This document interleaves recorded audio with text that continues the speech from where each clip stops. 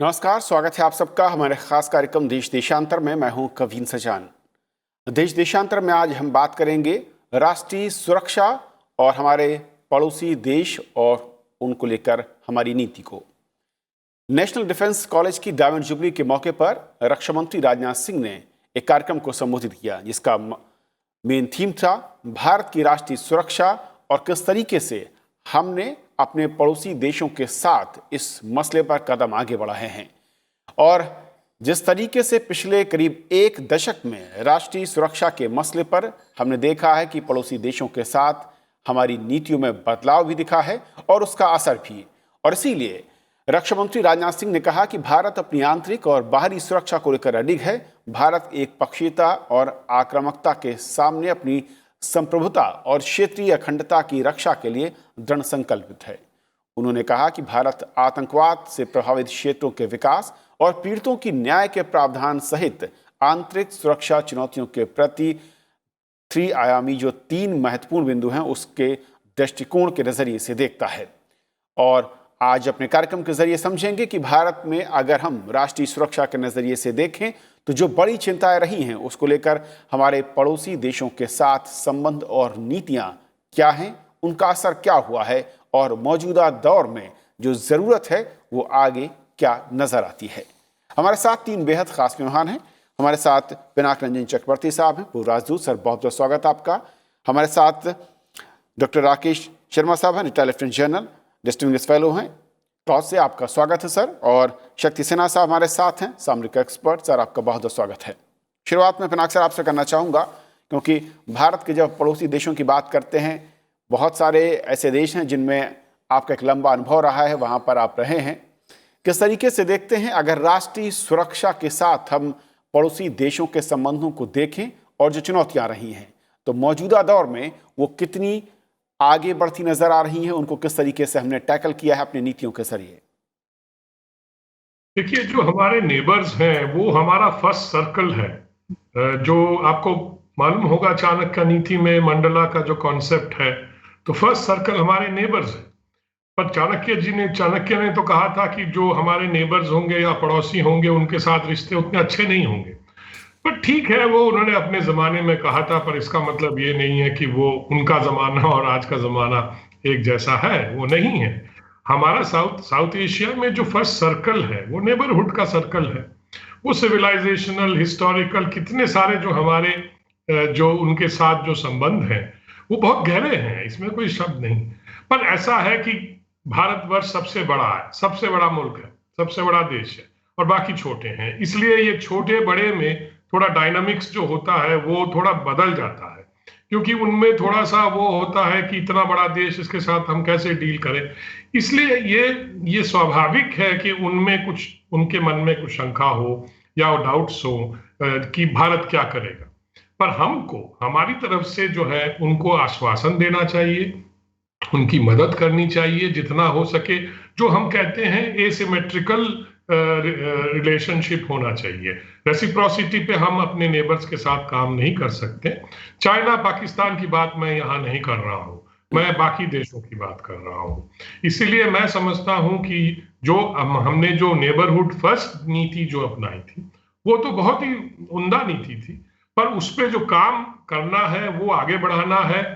अब देखिए, चाइना जिस तरह से अपना प्रभाव बढ़ा रहा है बाकी देशों में, पाकिस्तान को तो उन्होंने अपना कब्जा कर ही लिया है, अपना क्लाइंट स्टेट बना लिया है, पर बाकी देशों में भी उनका काफी मतलब प्रभाव है।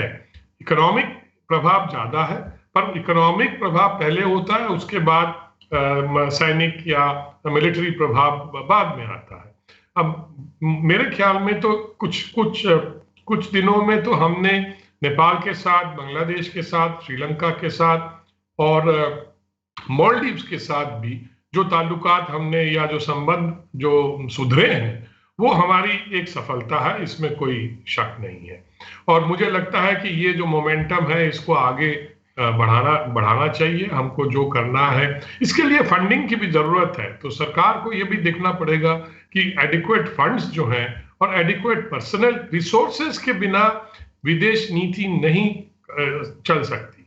और रिसोर्सेज डोमेस्टिक इकोनॉमी से आता है, इसलिए डोमेस्टिक इकोनॉमी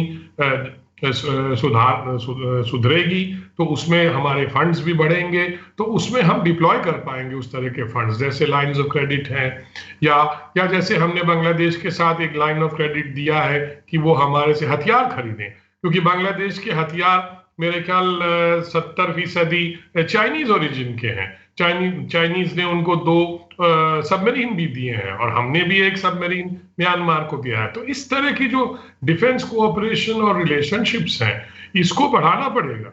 और बाकी इकोनॉमिक तो है ही है, लाइंस ऑफ क्रेडिट है जो हमारे वहाँ जो एनर्जी सेक्टर में, जैसे बांग्लादेश में कई पावर प्लांट्स बन रहे हैं। अब मालदीव्स के साथ भी हमने फिलहाल लाइंस ऑफ क्रेडिट में काफी मतलब उनको पैसे दिए हैं, जो ब्रिजेस बनाना, इंफ्रास्ट्रक्चर बनाना। मालदीव्स में आइलैंड से आइलैंड जाना आना काफी दिक्कत होती है उन लोगों को। तो इस तरह से जो है, नेपाल में जैसे अभी हमारे चीफ ऑफ आर्मी स्टाफ गए थे, तो उन्होंने, उनसे बड़ी अच्छी बातें हुई हैं मैंने जो सुना है, तो उसमें भी वो जो रिश्ते हैं उसको बढ़ावा मिलना चाहिए। मुझे लगता नहीं, थोड़ा बहुत तो वो नाराजगी हो जाती है कभी कभी ऊपर नीचे, क्योंकि चाइना भी तो अपना खेल खेल रहा है इन देशों में, इसलिए हमको ये सावधानी से देखना पड़ेगा और बड़ा बड़ा डीपली मॉनिटर करके हमको मूव्स लेना पड़ेगा इसमें। राकेश सर, क्योंकि जब हम पड़ोसियों की बात करते हैं, जैसा कि पिनाक सर ने कहा कि बहुत महत्वपूर्ण है कि 2 तरह के पड़ोसी हमारे आसपास हैं और पड़ोसी कभी बदले नहीं आते। कुछ ऐसे पड़ोसी हैं जो कि कदमताल करते हुए दोस्ती के साथ आगे बढ़ने को तैयार हैं और हमने देखा है पिछले कुछ दशकों में उसका असर भी हुआ है। दूसरे वो पड़ोसी हैं जो राष्ट्रीय सुरक्षा के लिए हर वक्त खतरा नजर आते हैं, साजिश के तौर पर खड़े नजर आते हैं। और ऐसे पड़ोसियों के लिए मैं समझना चाहूँगा कि जो पॉलिसी थी और जिसको हमने ज़्यादा स्ट्रॉन्गर वे में अब देखा है, प्रोएक्टिव तौर पर भी नज़र आया है, और जिसका जिक्र खुद रक्षा मंत्री ने कहा कि जब पड़ोसी विवाद मतभेद हों, लेकिन वो विवाद में अगर बार बार तब्दील होते रहें तो फिर उसके लिए नीति कड़ी ही सही होती है। धन्यवाद सुशांत जी, आपने हमको इनवाइट किया। मैं पहली बात ये कहना चाहूंगा कि हमको अपने पड़ोसी मुल्कों को इस हिसाब से देखना पड़ेगा कि वो सब एक सॉवरेन कंट्री है। हिंदुस्तान बहुत बड़ा देश है, पर वो कंट्रीज से छोटे हैं। 80% जीडीपी इन सब कंट्रीज से हमारी है। पर ये कहना कि वो हम पे डिपेंडेंट है टोटल और वो सही नहीं होगा, उस कारण उनके मन में एक मन मुटाव आता है। उनके फीलिंग आता है कि हिंदुस्तान शायद, इंडिया शायद उसके ऊपर सुपर इम्पोज करने की कोशिश करता है। और अभी हमको ये सोचना है कि हर एक कंट्री, छोटी हो बड़ी हो, वो एक सॉवरेन नेशन है और उनको एक सॉवरेन नेशन की तरह से डील करना पड़ेगा। और इस सोच के चलें कि हम सब बराबर हैं, और कोई बिग ब्रदर जो इशू कहा करते थे, बिग ब्रदर, वो बिग ब्रदर वाली कहानी खत्म हो गई है। तब हमारी बातचीत में, हमारी रिलेशनशिप में एक उछाल आएगा, एक पूरा डिफरेंस आएगा। और मेरे विचार में ये कुछ चंद वर्षों में देखने में आया है कि हमने इन सब कंट्री से एक बैलेंस बनाने की कोशिश करी। अब आप बात करते हैं चाइना की, एम्बेसडर साहब ने ठीक बोला, इन सब देशों में जो हमारे आसपास के देशों में है, चाइना ने स्ट्रॉन्ग इनरोड्स किए हैं। उन कंट्रीज में जैसे श्रीलंका में हनबनटोटा है, या पोर्ट ऑफ कोलंबो है, या इंफ्रास्ट्रक्चर है, या म्यांमार में डबल वाई शेप रोड्स है, या बांग्लादेश में ओपन लाइंस ऑफ क्रेडिट है, या नेपाल में तो अभी उनकी रोड्स और ट्रेन जो है वो बिल्कुल हमारे यूपी बिहार बॉर्डर तक पहुंच जाएंगी अगले साल तक। सो एक चाइना ने जो उसमें किया है, हमको उसको ध्यान में रखकर काउंटर करने की आवश्यकता है। और ये तरीका यही है कि चाइना का हर चीज एक बॉटम लाइन है, हर चीज पैसे से काउंट किया जाता है। हमको हर चीज को, हम उनसे पैसे से मुकाबला नहीं कर सकते, हम उनसे मुकाबला कर सकते हैं रिलेशनशिप से। तो हमने जो देना है वो एक मन से देना है। चाइना ने जो करना है, अपनी कंपनी लाएंगे, सीसीसीसी नाम की कंपनी को हर कंट्री में डाल देंगे, वो सब काम करेगी, अपने वर्कर लाएगी। हमने जो उनके लिए करना है वो इस हिसाब से करना है कि वो उन लोगों को एडवांटेज फील हो कि इंडिया से डील करने में एडवांटेज है, तब इंडिया फर्स्ट पॉलिसी ज्यादा सक्सीड होगी। और जो 2 राष्ट्रों की आप बात कर रहे हैं, पाकिस्तान और चाइना, हमने पिछले 25-30 साल में सोचा था चाइना से हमारा रिलेशनशिप इंप्रूव होगा। 5-6 ट्रीटीज हमने साइन करी थी और एग्रीमेंट्स, और कुछ हद तक चल भी रहा था, पर ये 1 साल में, ये 6 महीने में ये सब खत्म हो गया। सो ये क्यों खत्म? हमने नहीं किया है। हमने कोशिश नहीं की चाइना से रिलेशनशिप खराब करने की। इनफैक्ट हमने बहुत ज्यादा कोशिश करी रिलेशनशिप रखने की। $100 बिलियन तक ट्रेड पहुंचने वाला था।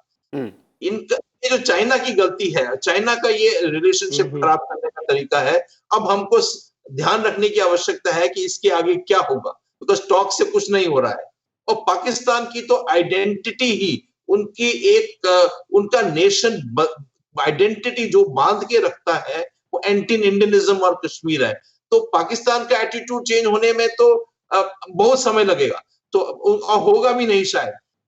पाकिस्तान की आइडेंटिटी हम चेंज नहीं कर सकते, चाइना का एटीट्यूड चेंज हो रहा है, तो हमको अभी इन बाकी नेशन से रिलेशनशिप ज्यादा इंप्रूव करने की आवश्यकता है। सिन्हा साहब, जो कि राकेश जी ने कहा बहुत महत्वपूर्ण है कि चाहे हम अगर चीन और पाकिस्तान की बात करें और हाल के कुछ वर्षों में जो टफ स्टैंड भारत की सरकार ने दिखाए हैं, और खासकर इन दोनों देशों के साथ रिश्तों को लेकर और सामरिक नज़रिए से, और दूसरा जो इससे पहले हम देखते थे कि टॉक्स और दोनों चीज़ें एक साथ नज़र आती थी, सॉफ्ट अप्रोच होती थी, उसको काफ़ी ज़्यादा बदला इस नई सरकार के ज़रिए।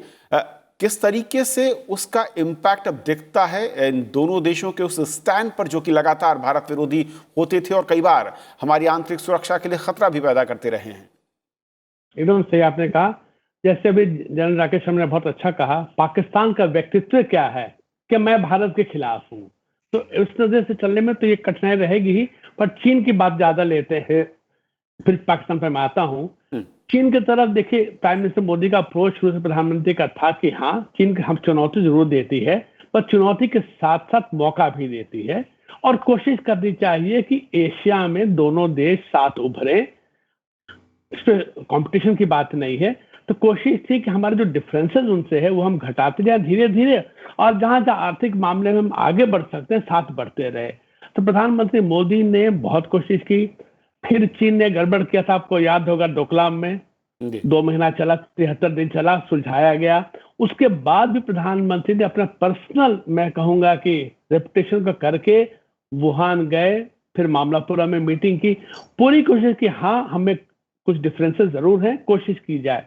उसके बावजूद चीन का जो नजरिया रहा है भारत के प्रति, वो रहा है कि भारत को दबाने का किसी तरह से, वो अब निकल आ गया, बाहर आ गया, छिप नहीं पाया है।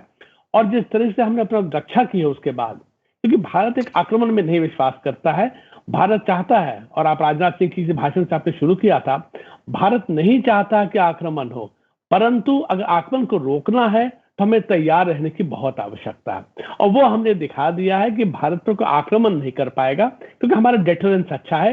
बड़ा रोबस्ट तरीके से हमने भारत को की सुरक्षा की है। तो भारत का क्षेत्रीय अखंडता जो है वो सबसे प्राथमिक है। क्षेत्रीय अखंडता नहीं रहेगी तो ये राष्ट्र नहीं रहेगा।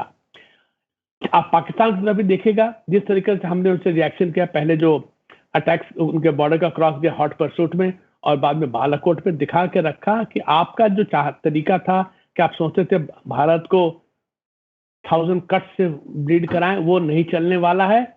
और आप क्या हैं हमारे सामने? कुछ नहीं है। और जैसे शुरू में एम्बेसडर पिनाकी ने बड़ा अच्छा से कहा था, पाकिस्तान अब क्या रह गया है? वो चीन का एक अंश बन चुका है, एक ऑटोनॉमस रीजन ऑफ चाइना बन चुका है। तो अब तो भारत जिस स्तर पर है और जिस तरह से हमने दिखाई है पाकिस्तान को कि आप हमें तंग नहीं कर पाएंगे। कश्मीर में देखिए पिछले 1.5 साल से क्या हो रहा है, एकदम शांति है, जो भी झंझट हो रहा है थोड़ा बहुत हो रहा है, बट पहले के हिसाब से कुछ नहीं है। तो मेरे ख्याल से ये दिखाना कि हम चाहते हैं दोस्ती, हम चाहते हैं नॉर्मल रिश्ता, सब चाहते हैं कि रिश्तेदारी अच्छे रहे, कोई नहीं चाहता लड़ाई करना, परंतु अगर आप सोचते हैं हम पर आक्रमण करेंगे तो हम तैयार बैठे हैं, हम आक्रमण को नहीं सफल होने देंगे, उसका मुठभेड़ जवाब देंगे और दुनिया को भी दिखाएंगे कि भारत खड़ा है, अपने बूते पर खड़ा है। भारत चाहता है कि सबसे साथ रिश्ता हमारा अच्छा रहे। तो ये कम से कम चीन में और पाकिस्तान में ये आइडिया चला गया है कि बदला हुआ भारत है, ट्रांसफॉर्म भारत है, इसके साथ अब खेल करना संभव नहीं है। पिनाक सर, क्योंकि किसी भी राष्ट्र के लिए पड़ोसी के साथ संबंधों के कहते हैं कि तभी ज़्यादा मजबूती दिखती है जब राष्ट्र खुद मजबूत हो। लेकिन हम जब मैं इससे पहले भी आप लोगों के साथ कई बार विदेश के रिश्तों को लेकर बातचीत की है। आप लोग जो राजनयिक हैं उनका एक होता है कि 3C जो वर्ड है, कनेक्टिविटी, कॉमर्स और कल्चर, ये बहुत महत्वपूर्ण होता है और ख़ासतौर पर पड़ोसी देशों के साथ। अगर मैं इन तीनों एलिमेंट्स को देखूं तो किन पड़ोसियों के साथ ये अब तक बहुत ही महत्वपूर्ण रहा है और आने वाले कुछ वर्षों के लिए भी अगर देखें तो वो बहुत क्रूशियल रहने वाला है? देखिए, कनेक्टिविटी जो है, जो इंफ्रास्ट्रक्चर कनेक्टिविटी हम कहते हैं, रोड, रेलवेज, एयरवेज को मैं उतना नहीं देता, क्योंकि जो लैंड बॉर्डर्स हैं हमारे, जैसे भूटान के साथ है, नेपाल के साथ है, बांग्लादेश के साथ है, यहाँ पे लैंड कनेक्टिविटी नेचुरली बहुत ही मतलब महत्वपूर्ण हो जाता है। इसलिए हमने, जैसे बांग्लादेश के साथ हमने ये विचार विमर्श करके ये तय किया है कि 1947 से पहले जो कनेक्टिविटीज हमारी थी, जो यूनाइटेड इंडिया की कनेक्टिविटीज थी, उसको हम फिर दोबारा मतलब उसी स्तर पे ले जाएंगे। जैसे रेलवेज है, रोड है, बॉर्डर कनेक्टिविटीज है, जो बॉर्डर स्टेशंस थे हमारे, कस्टम स्टेशन हमने बाद में बनाए, पहले तो बॉर्डर था ही नहीं। इसलिए अब हम उस तरह से, जैसे रेलवे कनेक्टिविटी है, रोड कनेक्टिविटी है, अब हमने उसमें मैरीटाइम कनेक्टिविटी भी जोड़ दिया है, जैसे कोस्टल शिपिंग एग्रीमेंट है। साइबर कनेक्टिविटी भी बढ़ रहा है, क्योंकि बांग्लादेश ने हम लोगों को जो उनका साइबर जो पॉइंट है कॉक्सेस बाजार में, जहां अंडरसी केबल्स वगैरह जहां पे आते हैं, जहां से उनको कनेक्टिविटी मिलती है, तो उन्होंने हमको ये MOU साइन करके वहां से हमको कनेक्टिविटी नॉर्थ ईस्ट में देने के लिए वो तैयार हो गए हैं। खर्चा हम करेंगे, क्यों ना करेगा, नेचुरली जो हमारा कनेक्टिविटी है हम उस पर खर्चा करेंगे। उधर देखिए, अगरतला और वो आशुगंज के बीच में एक रेलवे बन रहा है, रोड बन रहा है, जिससे मल्टी मोडल कनेक्टिविटी जो है, मल्टी मोडल इसलिए है क्योंकि जो पानी के रास्ते, नदी के रास्ते या मैरीटाइम डोमेन के रास्ते जो जहाज जाते हैं, काफी उसमें खर्चा भी कम होता है। ट्रांसपोर्टेशन, वाटरवे ट्रांसपोर्टेशन में खर्चा कम होता है ट्रांसपोर्टेशन में, तो उसमें मतलब ट्रेड को बढ़ावा मिलता है। तो वहां से अगर एक जहाज हल्दिया से निकले या कलकत्ते से निकले, वो वहां आशुगंज तक जाएगा, फिर वहां पे माल ऑफलोड करके, वहां जेटीज वगैरह बन रही हैं, उसमें हमने लाइंस ऑफ क्रेडिट वगैरह हमने सब दे रखा है। वहां से रास्ता, और फिर अगर रेल हो जाए तो सीधा अगरतला पहुंच जाएगा। उधर एक और प्लान है, जैसे सबरूम है त्रिपुरा में नीचे, वहां से अगर एक रेलवे लाइन कनेक्ट करे तो बहुत ही पास है, चिटागोंग, ज्यादा दूर नहीं है। ये हम, इसीलिए मैं कह रहा हूं कि जो 47 से पहले जो कनेक्टिविटीज थी, जैसे चिटागोंग से जो सामान था वो पूरे नॉर्थ ईस्ट में जाता था, या खुलना जो पोर्ट है वहां से नॉर्थ को जाता था, सिक्किम, भूटान, इस तरह के, तो वो सब कोशिश की जा रही है कि वो दोबारा उस तरह से चालू हो जाए। अब टाइम लगता है, क्योंकि 72 साल हो गए, पार्टीशन हुआ, पॉलिटिकल लाइंस बन गई, सारा जो पहले जो कनेक्टिविटी था उसको तोड़ दिया गया, अब दोबारा हमको ये बनाना पड़ेगा। अब रिश्ते अच्छे हैं, हमारे संबंध अच्छे हैं, इसलिए हम ये सब कर पा रहे हैं। बाकी भी नेपाल देख लीजिए, भूटान देख लीजिए, कनेक्टिविटीज है। एनर्जी देख लीजिए, एक बहुत बड़ा मुद्दा है एनर्जी। इकोनॉमिक या डोमेस्टिक इकोनॉमी जब बढ़ेगा 6-7%, 8% से जाएगा, तो इलेक्ट्रिसिटी की खपत बढ़ेगी। तो एनर्जी के बिना आप डोमेस्टिक इकोनॉमी को एनर्जाइज नहीं कर सकते। तो इसीलिए जैसे हम लोगों ने नेपाल में जो हाइड्रो इलेक्ट्रिक पोटेंशियल है उस पे काम चल रहा है। इधर गैस बेस्ड और कोल बेस्ड पावर सेंटर्स, हम पावर प्लांट्स बना रहे हैं बांग्लादेश में भी। मैरीटाइम जो कनेक्टिविटी, जब जो नई जो मैरीटाइम कोस्टल शिपिंग है, वो बहुत ही इंपॉर्टेंट है, क्योंकि सीधा फिर कंटेनर, अब ऐसा है कि बांग्लादेश में जब एक डीप सी पोर्ट बन जाएगा पायरा में, तब ऐसा है कि जो बड़े बड़े कंटेनर जहाज हैं वो वहां पहुंच पाएंगे। अभी क्या होता है, बड़े कंटेनर जहाज कोलंबो से या सिंगापुर से ट्रांसशिप करते हैं, वो छोटे जहाज में डाल के फिर ले जाते हैं, उसमें खर्चा बढ़ता है ट्रांसपोर्टेशन में। और फिर इसलिए अब छोटे छोटे कंटेनर तो खैर कोस्टल शिपिंग में अब शुरू हो गए हैं। पहला कंटेनर जो गया है बार्ज में, वो ऑलरेडी चालू हो गया है, वो बांग्लादेश होते हुए वहां त्रिपुरा तक उन्होंने माल पहुंचाया है। तो इस तरह की चीजें जो है कनेक्टिविटीज, तो ये बांग्लादेश के साथ हम कर रहे हैं। और बाकी नेपाल तो खैर लैंड कनेक्टिविटी बहुत बढ़िया है नेपाल के साथ, भूटान के साथ भी है, पर भूटान के साथ भी और जरूरी है कि उसको बढ़ाने के लिए। पर उसमें भूटान गवर्नमेंट के कुछ जैसे कुछ उनके जो ऑब्जेक्शंस हैं या कुछ उनकी जो फिक्रें हैं, जो फियर्स हैं, जैसे मोटर व्हीकल एग्रीमेंट हमने किया था सार्क में BBIM के तहत, वो भूटान अभी तक उसको उन्होंने क्लियर नहीं किया है। पर बाकी लोग कर रहे हैं, बांग्लादेश, इंडिया, नेपाल, वो कर ही रहे हैं, क्योंकि हमारे ट्रक्स, उनके ट्रक्स सब आते जाते रहते हैं। इसीलिए इस तरह की कनेक्टिविटी बढ़ाना। फिर देयर आर अदर कनेक्टिविटी, सिर्फ फिजिकल कनेक्टिविटी नहीं, people to people connectivity, cultural connectivity, ये सारे जो है ये सारे इंपॉर्टेंट है।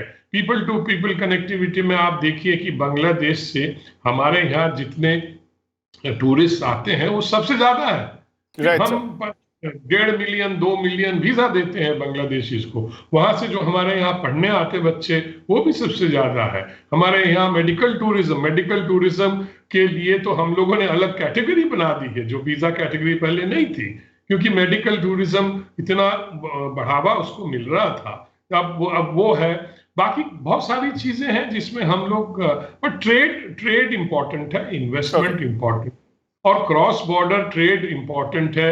बॉर्डर हाट एक चीज है जो हम लोगों ने बांग्लादेश के साथ चालू किया है। एक जमाना था, मतलब पार्टीशन से पहले, जब बॉर्डर हाट्स, बॉर्डर तो खैर तब हाट, उसको बॉर्डर हाट नहीं बोलते थे, तब सिर्फ हाट बोलते थे, क्योंकि जो लोग थे आसपास रहते थे वो अपना हाट, वीकली हाट पे आते थे, सामान एक्सचेंज करते थे।